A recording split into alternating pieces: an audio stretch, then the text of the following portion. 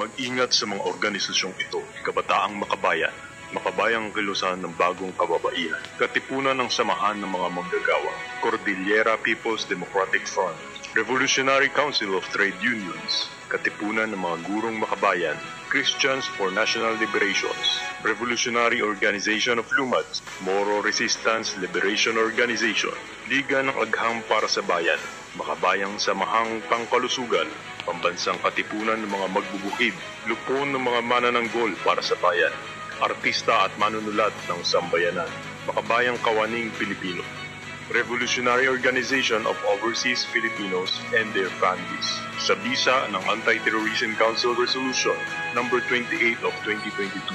Ang mga nasabing grupo ay kabilang nasa listahan ng mga terorista sa ating bansa.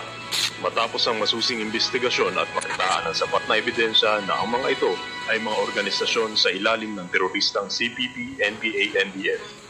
Layon ng mga grupong ito na hikayati ng mga mamamayan na mag-aklas laban sa gobyerno sa pamamagitan ng armadong pakikipaglaban. Lubos na pinag-iingat ang lahat dahil maaaring maging biktima ng panlilinlang ang inyong anak, kapamilya o kaibigan.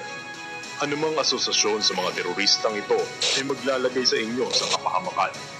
Huwag magtutubiling humingi ng tulong sa kinauukulan sakaling kayo o ang inyong mga mahal sa buhay ay maging biktima.